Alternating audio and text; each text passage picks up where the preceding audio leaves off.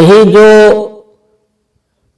भीतर शरीर के भीतर काम करता है, जो शक्ति, जो सांस प्रश्वास चलती है और जो हृदय का धड़कन होता है, शरीर में भीतर खून का जो चलना, खाना पचना और ये सब जो भीतर होता है, तो उसको कौन करता है?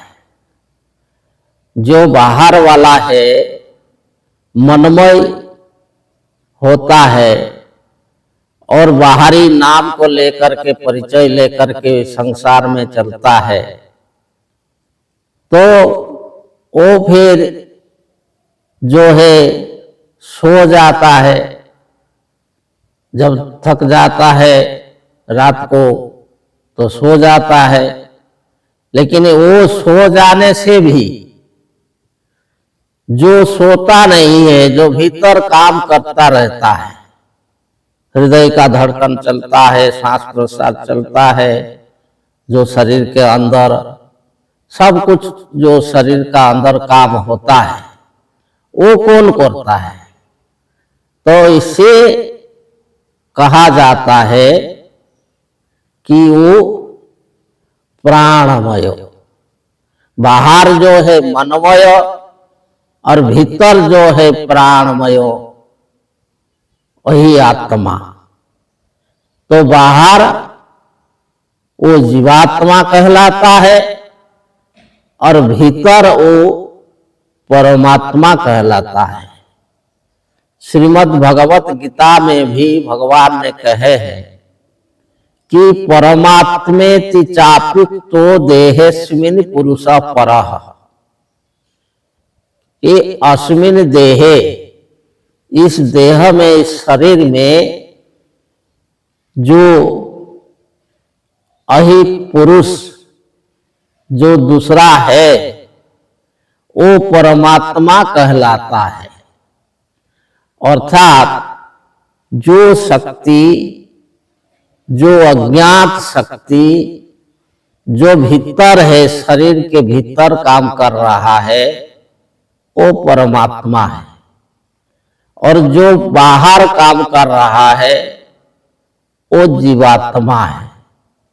तो वही एक है, ये दो नहीं है। वो बाहर का जो जीवात्मा का, मनमय आत्मा का सच्चा स्वरूप, वही जो भीतर परमात्मा है। तो इसको इस मंत्र में कहा जाता है कि ऋतस्य प्रथम जाम उपस्थाय।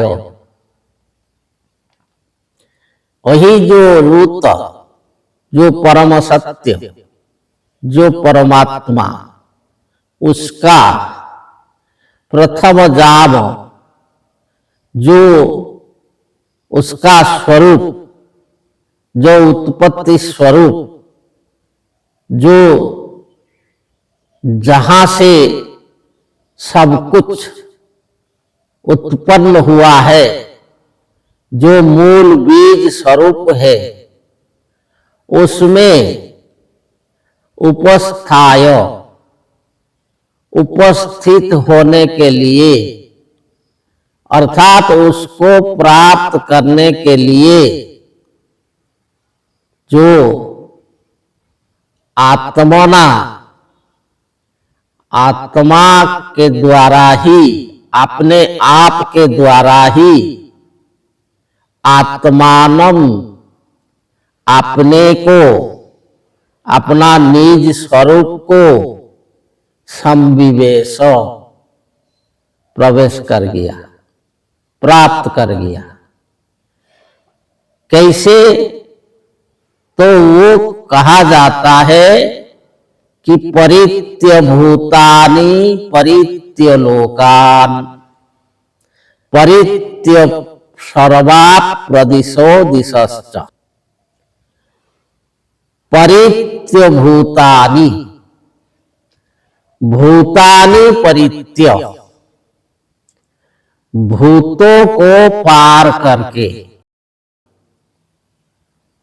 परित्य पार करके, पार कर जाके, इन गतौ धातु से परित्य शब्द बना हुआ है, परि उपसर्ग इन गतौ धातु से परित्य शब्द बना है। तो पार करके, अतिक्रमण करके, भूतानि, भूत जो पंच महाभूत, पृथ्वी, आपो, तेज, वायु, अग्नि, ये जो पांच भूत हैं, ये भूतों को प्राप्त, जो अतिक्रमण करके,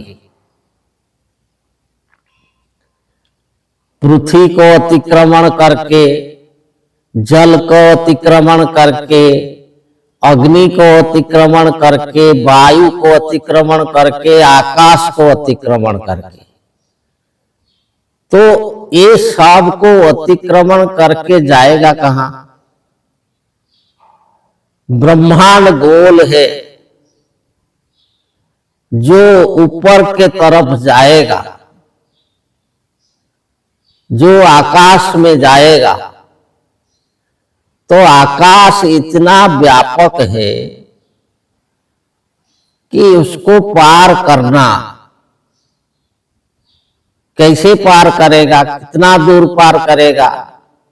तो जहां आकाश का अंत हो जाता है, जहां वायु का अंत हो जाता है, अग्नि का अंत हो जाता है, जल का अंत हो जाता है, पृथ्वी का अंत हो जाता है, तो जो परिधि है, हम जहां है, और यहां से परिधि जो भूलोक, उसके बाद जल, उसके बाद अग्नि, उसके बाद वायु, उसके बाद आकाश, तो ये जो परिधि है, तो वो परिधि को पार करके, अर्थात परिधि से केंद्र को ओर लौटेगा, लौट लौट करके अपना शरीर के पास आएगा और शरीर के भीतर जाएगा, तो केंद्र में पहुंच जाएगा। एक जो गोलाकार वस्तु का जो है एक परिधि होता है और एक केंद्र होता है, तो उसमें जो भी घूमेगा, घूम करके वो कहाँ लौटेगा? वो लौट करके आएगा वही केंद्र को। तो परित्य भूतानि, इस सब भूतों को प्राप्त करके, पार करके, और परित्य लोकान, सो आगे बताएंगे। जय श्री।